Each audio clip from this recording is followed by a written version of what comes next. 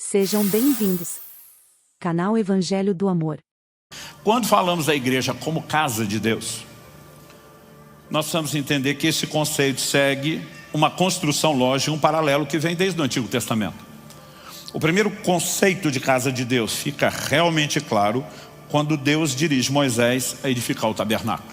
Então passa-se a ter culto, passa-se a ter ministério, passa-se a ter serviço e tem que ter ordem, funcionalidade e uma grande mobilização para que todas as engrenagens desse mecanismo continuem funcionando perfeitamente. Então Deus diz, de todas as tribos, uma será a tribo ministerial, a tribo de Levi. Mas Deus diz, na tribo de Levi nós vamos fazer algumas divisões. Então nós vamos ter as famílias sacerdotais que ministram no altar. E todo o resto da tribo de Levi, os levitas, eles são o apoio e o suporte para que tudo funcione. Naquela época, primeiramente, o tabernáculo era móvel. Eles estavam peregrinando pelo deserto. Então o tabernáculo tinha que ser desmontado, tinha que ser carregado. Quando se chegava no próximo lugar, ele tinha que ser montado. Então Deus estabelece por meio de Moisés divisões muito claras. Você pode checar isso em Números 4. Das famílias dos sacerdotes, quem fazia o quê? Do resto dos levitas, quais grupos familiares eram responsáveis por que área. Então está tudo dividido e organizado em termos de logística, de funcionamento. Quando Davi está dando orientações para o templo que agora Salomão, seu filho, vai construir, ele chama os levitas e diz, agora a tenda não é móvel, vocês não montam e desmontam. Algumas funções estão mudando, novas funções são colocadas, mas tudo sempre é organizado. Com esse padrão nós chegamos no Novo Testamento. E agora falando não da vida do indivíduo, mas da coletividade. Atos capítulo 6 nos diz o seguinte, dos versos 1 a 6. Naqueles dias, aumentando o número dos discípulos, houve murmuração dos helenistas contra os hebreus, porque as viúvas deles estavam sendo esquecidas na distribuição diária. Então os 12 convocaram a comunidade dos discípulos e disseram, não é correto que nós abandonemos a palavra de Deus para servir as mesas. Por isso, irmãos, escolha entre vocês 7 homens de boa reputação, cheios do espírito e de sabedoria, para os encarregarmos desse serviço. Quanto a nós, nos consagraremos à oração e ao ministério da palavra. O parecer agradou a todos. Então elegeram Estevão, homem cheio de fé e do Espírito Santo, Filipe, Prócoro, Nicanor, Timão, Pármenas e Nicolau, prosélito de Antioquia. Apresentaram esses homens aos apóstolos que, orando, lhes impuseram as mãos. Então vamos lá. Aumentando o número dos discípulos, a igreja está crescendo, multiplicando. Muita gente se convertendo, chegando. Chega um momento que os apóstolos que antes já se dedicavam não só à oração, à palavra espiritual, mas também na distribuição diária de alimento para as viúvas que não tinham arrimo de família. Agora, com o grande volume de trabalho, algumas viúvas estão sendo esquecidas. Eles não estão dando conta de atender todo mundo. É por isso que começa a murmuração. É por isso que a convocação dos discípulos é feita. Temos um problema, vamos resolver o problema. E o posicionamento deles não é dizer, nós estamos acima do serviço natural. Eles tinham feito isso até então. Eles estão dizendo, uma vez que a coisa cresceu tanto, e não dá para fazer os dois direito, nós só não podemos sacrificar nossa principal missão. Então que esse serviço continue. Mas agora eles vão trabalhar o quê? A delegação, a formação de equipes. Quem eram esses homens que iam assumir a distribuição de alimento? O chamado serviço natural. Ele já apresenta a ideia e diz, tem que ser gente de boa reputação, leia-se bom testemunho, cheio do Espírito Santo, de sabedoria. Ele não está dizendo, isso é um mero trabalho natural que não tem nada a ver com o reino espiritual. Tem uma distinção da palavra oração, onde eles iam se dedicar sim. Mas quem são esses homens? Gente, você olha Estevão, o primeiro mártir, um pregador poderoso, eloquente, cheio do Espírito Santo, usado de forma extraordinária por Deus. Filipe, o segundo nome que é mencionado, é o cara que foi levar o avivamento a Samaria, pregava a palavra, orava pelos enfermos, expulsava demônios, homem cheio dos dons. Ou seja, eles não pegam gente que não tem chamado. Eles simplesmente dizem, alguns de nós, à medida que o ministério cresce, a gente tem que se organizar. Mas não tem ninguém que possa dizer, esse não é meu dom, não é meu chamado. Quando a gente fala de coisas naturais. É lógico, tem questões que a gente tem que admitir que não é o dom, senão é um desastre. Eu sempre digo aqui que se eu cantar, o culto acaba. Vocês correm, não é que vocês saem daqui, vocês correm. Aliás, eu brinco que se eu cantar é batalha espiritual, nem demônio aguenta. Os bichos fogem para longe, né? Porque não é o dom da graça de Deus. Agora, nós também precisamos entender, quando falamos em questões práticas no dia a dia, se nós fizermos só o que gostamos, Porque às vezes a gente quer encorajar alguém a preencher uma área de necessidade. E diz, mas não é o que me realiza. Eu digo, ei, serviço não é algo onde você busca a sua realização. Isso é egoísmo. Serviço é algo onde nós procuramos a realização dos outros. É assim que funciona na família da fé. E quando falamos da família natural, ninguém tem dificuldade de entender isso. Os que são pais e mães aqui, acordavam de madrugada trocar fralda, porque sentiam um grande prazer nisso. Tem coisa que você se sacrifica em prol de uma necessidade, e é simples assim. Mas nós precisamos da combinação disso. Então falando em termos de funcionalidade da igreja, tem hora que você tem que distinguir equipes. Daqui a pouco Estevão vai ter um volume ministerial, que talvez ele tenha sido sacado daquela função. A mesma coisa com Filipe. Mas mesmo que na funcionalidade prática do corpo a gente distingua, no dia a dia essas coisas se mesclam e nós não podemos perder isso de vista. Encerrando a ideia dos valores do reino, que é o contraponto da mentalidade mundana, a gente diz que a mentalidade do mundo, as pessoas anseiam se sentir superiores, elas são egoístas, buscam seus interesses e querem ser servidas. A cultura e os valores do reino, ela nos leva na direção contrária. Em vez de querer se sentir superior, a gente considera os outros superiores. Em vez de buscar os nossos interesses, nós promovemos os dos outros. Em vez de querer ser servidos, a gente se dispõe a servir. Mas eu quero encerrar com aquilo que realmente tem que inspirar o meu e o seu coração, que é o exemplo de Cristo. Ele se posiciona como padrão. Ele diz, eu não vim para ser servido. Em outras palavras, se tem alguém grandão aqui que podia querer cobrar isso, que podia dar carteirada, sou eu. Mas ele está dizendo, o meu exemplo não é esse.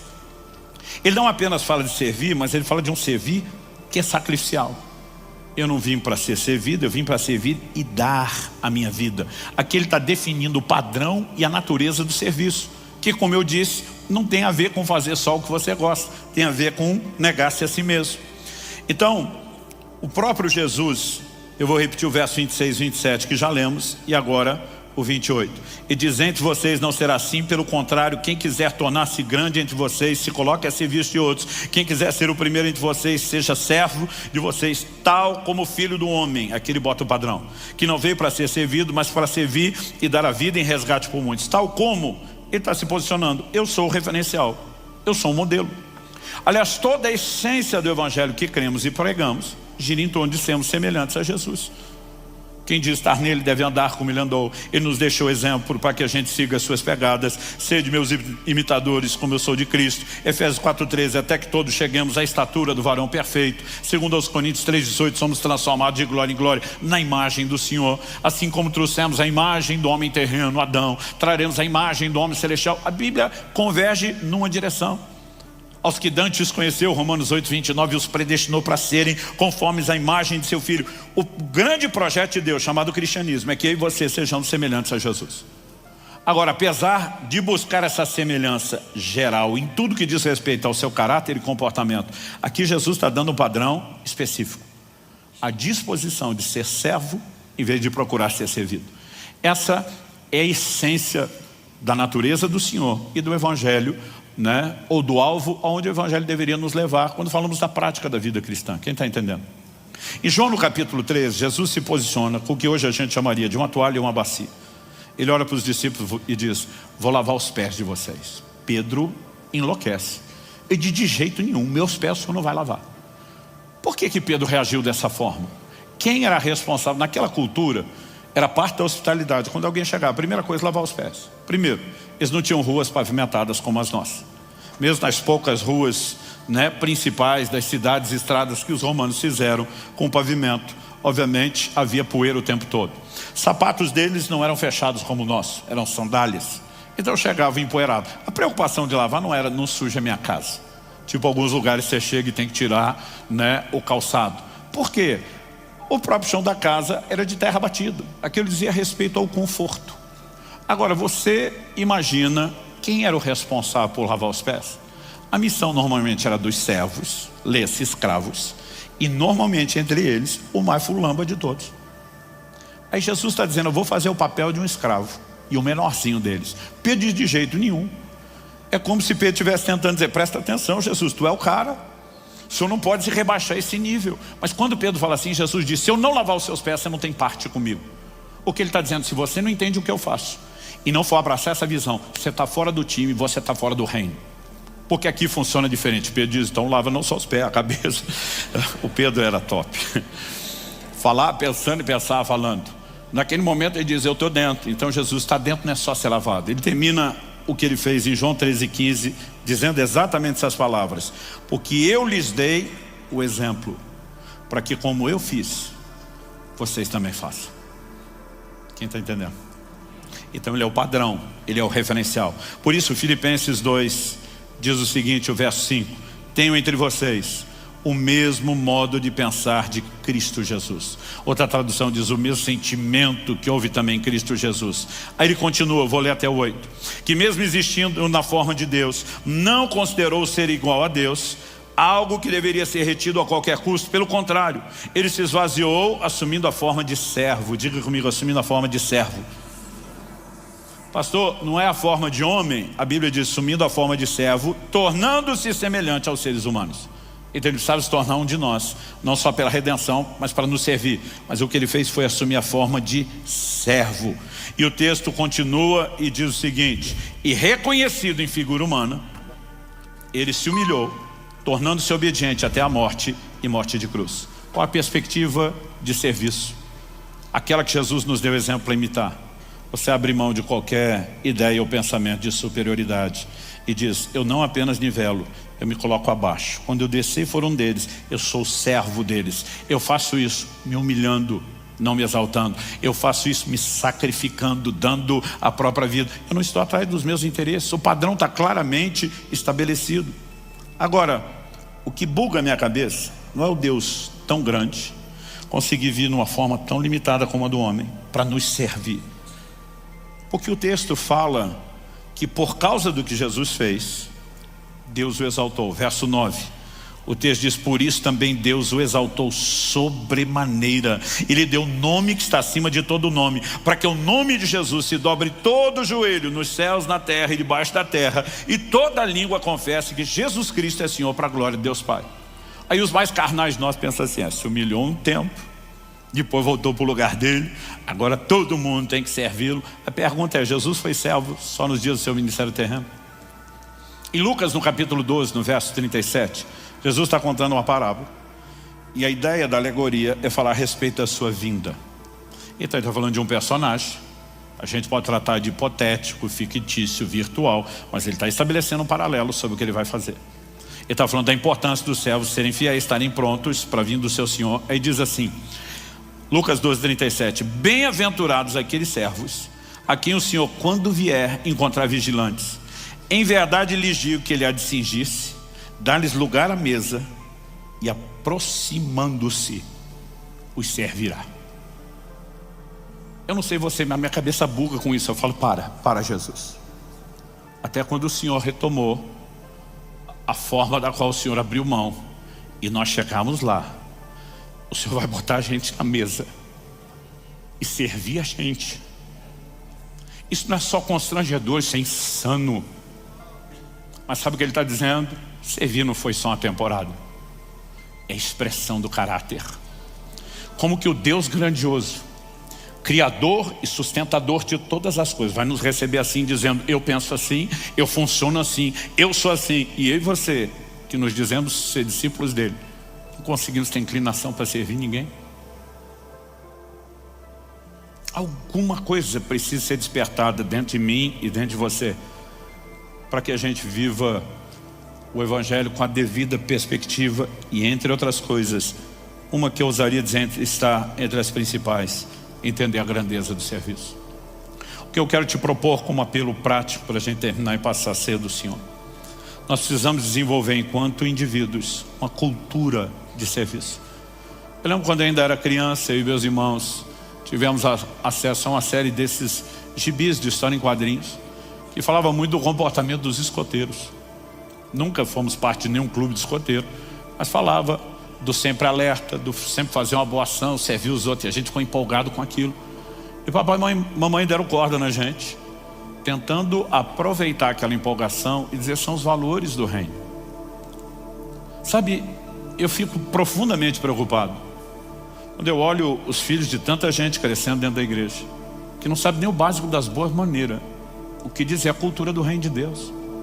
Não dá lugar para um idoso sentar, não dá lugar para uma mulher grávida sentar, nem no culto, imagina fora, em qualquer outro lugar.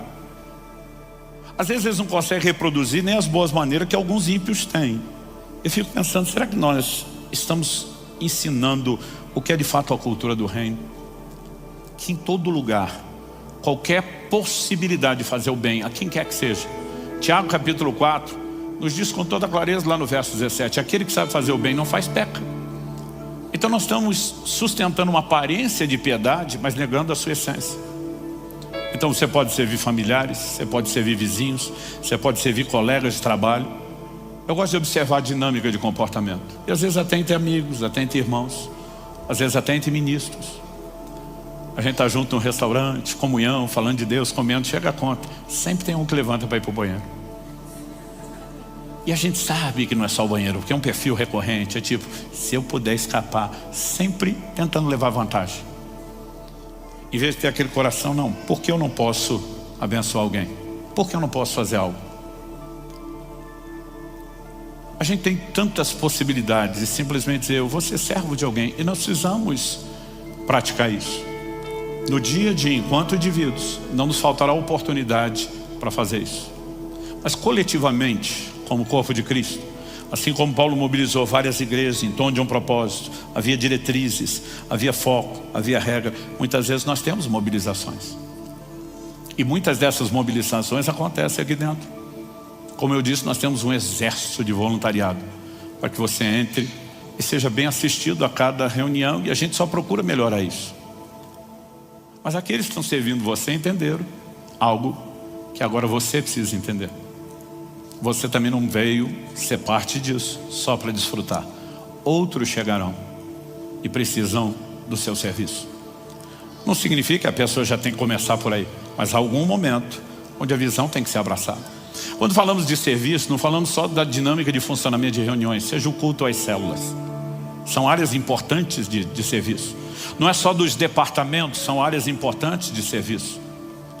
Nós temos um braço extraordinário da igreja atuando do lado de fora, que é o alcance social. Me alegra quando eu ouço testemunhos de empresários que comandam um exército de funcionários, dão ordem para tudo e para todo, mas daqui a pouco estão lá na rua, servindo alimento para um morador de rua, declarando, você é alguém que eu estou considerando superior para expressar o amor de Jesus Cristo. Você não tem noção do que isso faz no nosso caráter, do como isso nos leva a uma sujeição ao governo de Cristo, não só de forma verbal. E a minha oração é que Deus nos desperte para a grandeza do serviço. Que esse mês, quando trabalharmos esses valores, não possa a gente chegar no fim, vamos ter uma grande festa com o time de voluntários dizendo, foi só um mês de recrutamento. Que possa ser um mês da difusão e da recepção dos valores do reino de Deus, que deve nortear a minha e a sua vida. Você recebe essa palavra em nome de Jesus. Eu quero terminar te apresentando um plus, um encorajamento a mais. Não deve ser a nossa motivação, porque a nossa motivação é ser semelhante a Jesus, mas é um efeito colateral inevitável, é uma consequência inevitável. A Bíblia diz que o mesmo Jesus que se humilhou, Deus o exaltou soberanamente. Hebreus capítulo 6, verso 10 diz assim, eu termino com esse texto.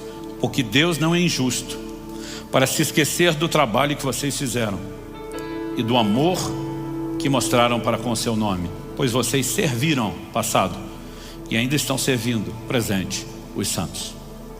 A Bíblia diz que Deus está olhando para todo mundo que não só serviu, mas continua servindo, porque isso é algo que a gente não pode desanimar. E Ele não é injusto para esquecer o que temos feito. Ele entende que isso é uma expressão de amor pelo nome dele, não só de trabalho. E Ele diz, eu vou recompensar cada um. Como eu disse, não é o motivo principal, mas é um baita efeito colateral que Deus fez questão que eu e você soubéssemos, para que servisse de estímulo. Um dia eu e você estaremos diante dele. E haverá prestação de contas. E seremos questionados se servimos ou não servimos. Mas para todos aqueles que não só servimos, mas fizemos bem, Ele vai dizer, servo bom e fiel, entra E naquele dia não tem sacrifício que eu e você possamos ter feito que não vai valer a pena. Pai, que a Tua palavra produza resultado não só aqui e agora. Que ela produza mais do que informação ou alinhamento. Que ela trabalhe em nós. Que ela quebre as estruturas da nossa natureza carnal. Que ela, pelo poder do Espírito Santo, renove a nossa mente, a nossa forma de pensar. Que ela gere fé, porque é o alimento da fé, para que possamos corresponder e abraçar esses valores. Que ela haja não só aqui e agora, mas depois de deixarmos esse lugar. E que a Tua palavra cumpra o propósito pelo qual tem sido liberada. É a nossa oração em nome de Jesus. Amém. Se inscreva para receber mensagens da palavra de Deus para seu coração. Compartilhe essa mensagem para mais vidas serem alcançadas. Que você tenha um dia repleto de paz e de bênçãos vindas da parte de Deus.